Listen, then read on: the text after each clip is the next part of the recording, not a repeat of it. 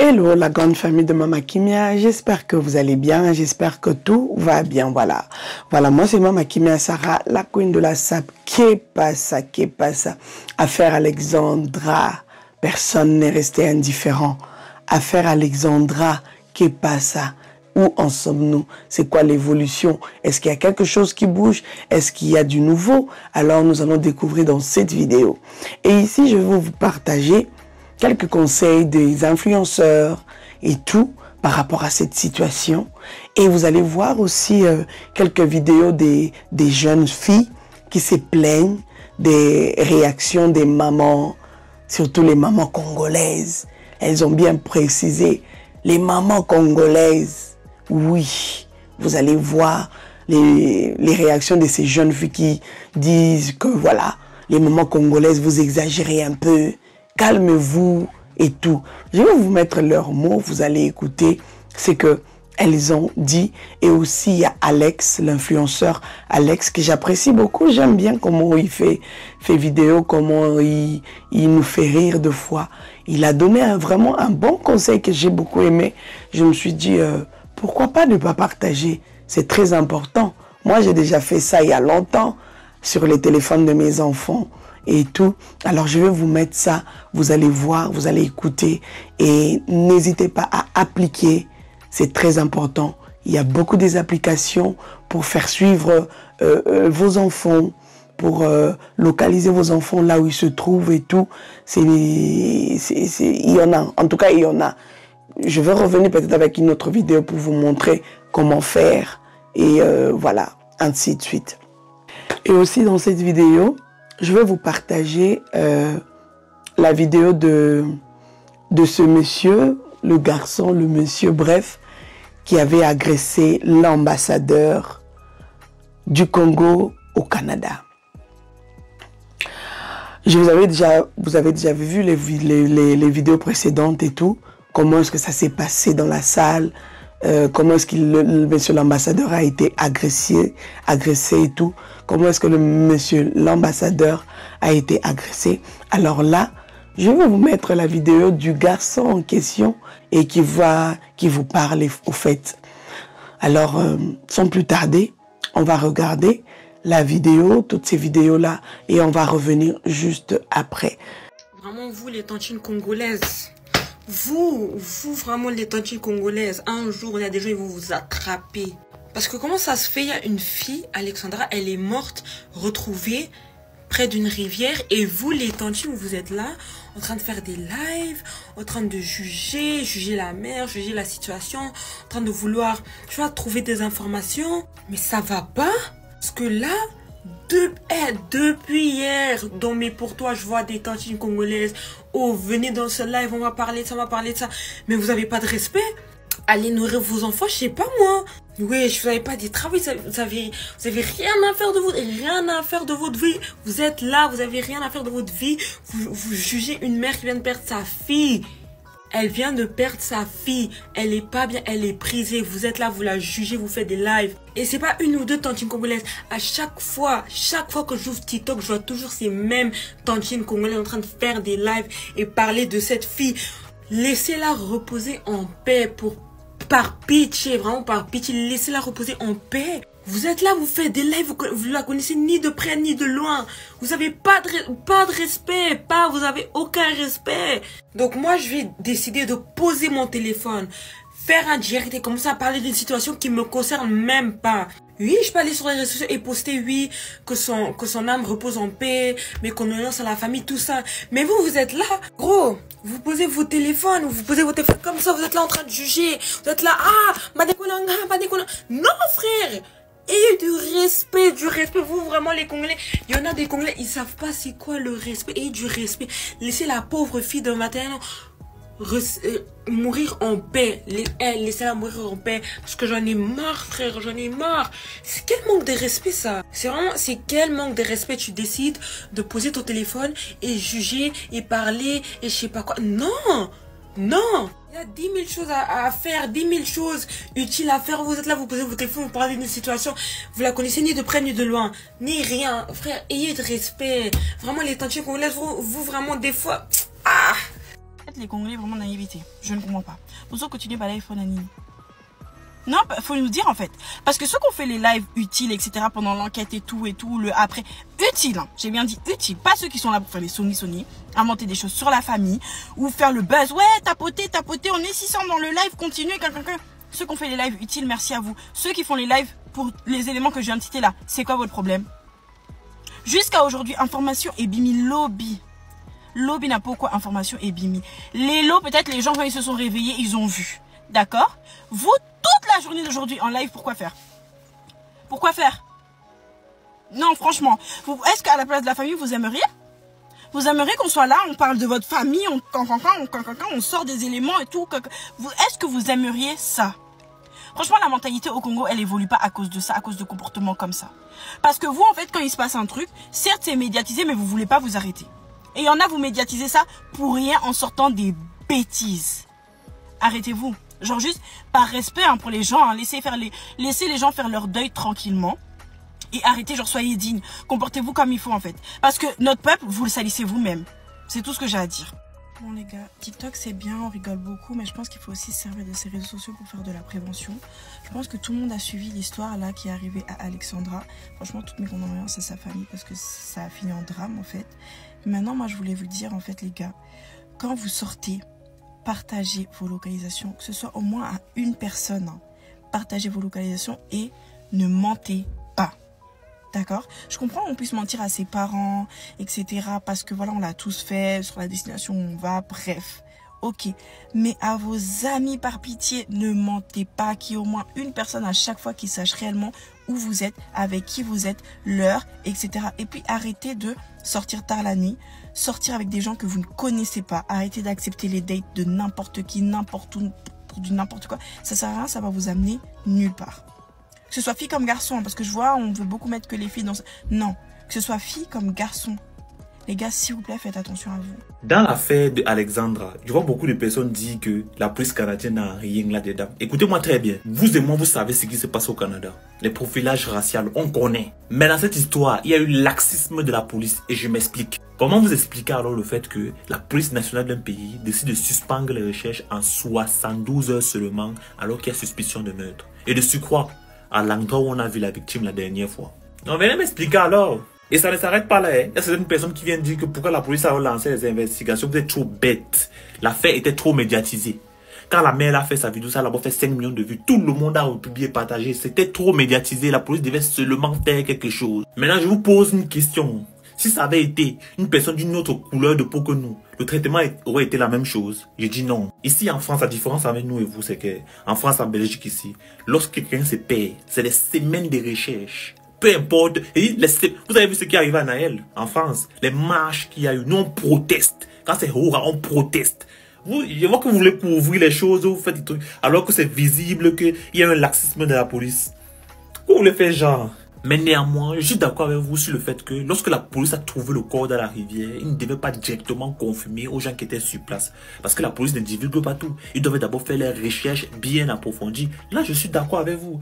Mais avouez qu'il y a laxisme sur cette histoire. Pourquoi vous voulez faire genre, défendez vos droits, vous payez les impôts, pourquoi? Vraiment, c'est pour ça que moi j'aime l'Europe. Ici, on a quand même le droit de se défendre. Déjà, bonjour à tous, j'espère que vous allez super bien. Je demande à toutes les personnes qui suivent cette vidéo de trouver le moyen d'activer leur localisation.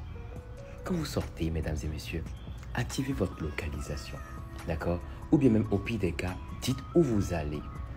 Depuis le bas, depuis l'enfance, vous allez remarquer que lorsqu'on sort, nos parents ont toujours l'habitude de demander la première question, tu vas où?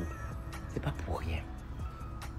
À un moment donné, même ces questions-là nous fatiguent tellement qu'on a l'impression qu'on nous contrôle. On veut forcément savoir où on va, on n'a pas la liberté. Mais non, c'est pas pour rien.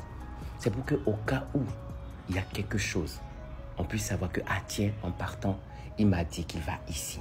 Tiens, en partant, elle m'a dit qu'elle va ici. C'est très important. Et pour l'histoire de localisation, il y a certaines personnes qui n'aimeraient pas qu'on sache là où ils vont. C'est vrai. C'est aussi un peu dangereux peut-être. Mais de la protection vient du fait que envoie ta localisation à une personne sûre. Envoie ta localisation à tes parents. Envoie ta localisation à une personne proche.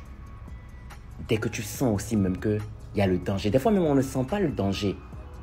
Parce que ça ne prévient pas. Mais pour être rassuré quand même, préviens une personne que, ah tiens, je vais ici. Ah tiens, je m'en vais là-bas. Et une fois là-bas, même quand tu changes de programme, préviens encore que on est arrivé ici, mais on va là-bas. C'est très important. Parce qu'aujourd'hui, on est plus en sécurité. Homme comme femme, on est plus en sécurité. Je profite de l'occasion pour présenter mes condoléances à la famille de Alessandra. Repose en paix, Alessandra. Que Dieu t'accueille dans son paradis. Mesdames et messieurs, s'il vous plaît, faisons attention. Faisons attention. Merci.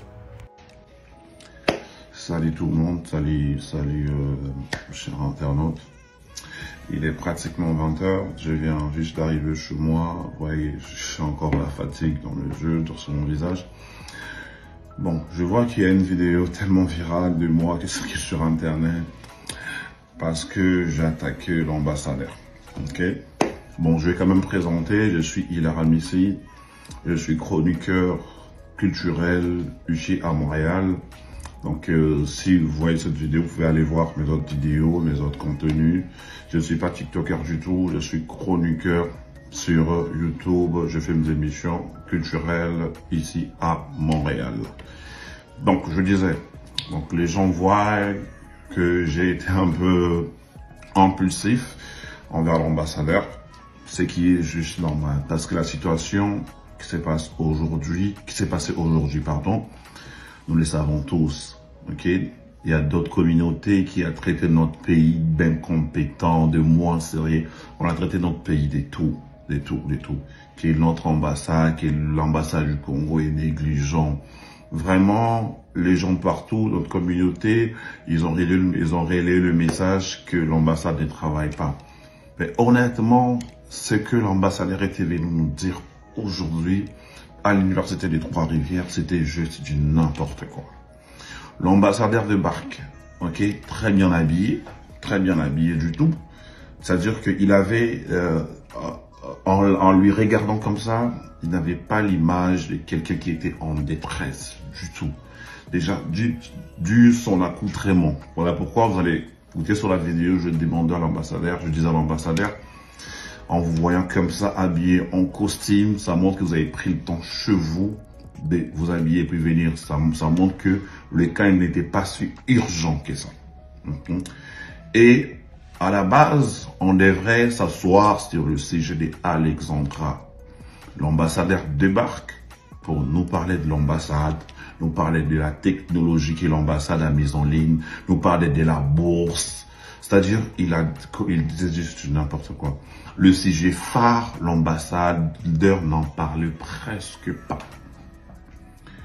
Et à ma grande surprise, quand l'ambassadeur, on lui a proposé de quitter la salle après 45 minutes, il était content de quitter la salle.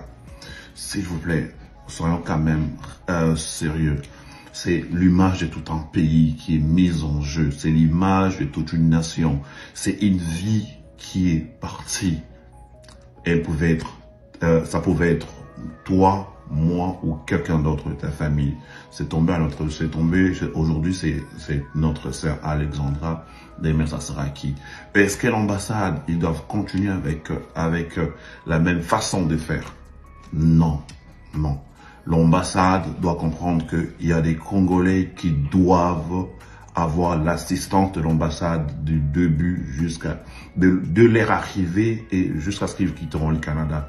L'ambassade doit comprendre leurs responsabilités. Si l'ambassade ne comprend pas leurs responsabilités, voilà pourquoi on doit tout le temps agir comme ça envers eux. Les gouvernements congolais, nos politiques congolais, si on agit avec eux avec douceur, ils viendront tout le temps nous baratiner avec des discours politiques. Et on ne voulait pas ça du tout dans la salle. L'ambassadeur nous confirme que les corps qu'on avait retrouvés, c'est bien Alexandra. Mais étant que ambassadeur, il ose répondre, il ose dire, pardon, que il n'a pas vu les corps. On lui a dit que c'était Alexandra. Soyons quand même sérieux. Soyons quand même sérieux. Donc, aujourd'hui, le président de la République a appelé l'ambassadeur pour poser la question, vous avez vu les corps? Il dira la même chose. Ou soit il a vu les corps, il ne veut pas nous dire. Nous, tout ce qu'on demandait, de nous expliquer à quel état il a vu les corps. Tout ce qu'on demandait. On ne demandait pas de nous divulguer la raison de la mort d'Alexandra parce que les enquêtes doivent être effectuées. Ça, on est bien d'accord. Il devait tout simplement nous dire à quel état il avait vu le corps. Et sur ce, il devrait quand même envoyer un message aux Congolais de nous unir dans un veille mortuel. Quelque chose qui va unir les Congolais autour de ce drame. Parce qu'il y a eu plusieurs cas, il y a eu plusieurs décès de nos compatriotes congolais que l'ambassade congolaise, ils n'ont jamais agi et ils n'agissent même pas. Ce qu'on a fait aujourd'hui, honnêtement, je l'ai fait avec beaucoup de remords, voir l'agissement de l'ambassadeur, voir comment est-ce que l'ambassadeur s'est comporté du tout. Et puis, je vous dis, la vidéo était reliée au monde entier. Tout le monde suivait la vidéo, tout le monde suivait l'intervention de l'ambassadeur. Comment est-ce qu'on va prendre notre pays au sérieux? Donc, ce que vous avez vu, c'était vraiment ça ma nervosité. C'est vraiment ça ma nervosité.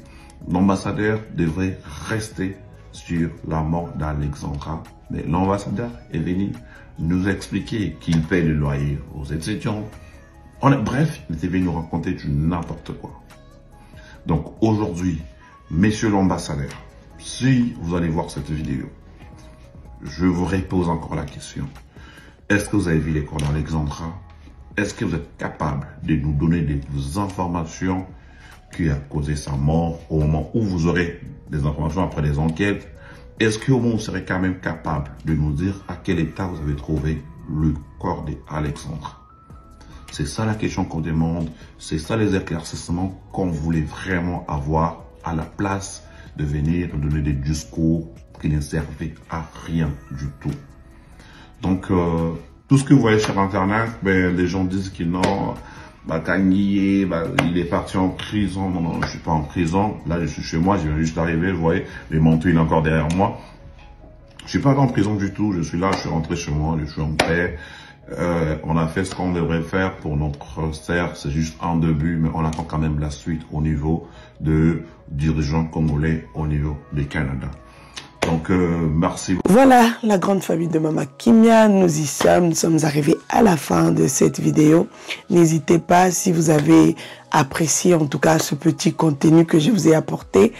Et voilà, c'est vraiment l'histoire de vous tenir toujours au courant par rapport à cette situation, par rapport à ce que les gens font, par rapport à ce que les gens disent, par rapport à tout ça. Donc voilà.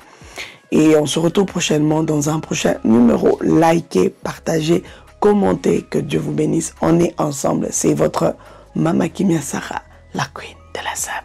Bye bye.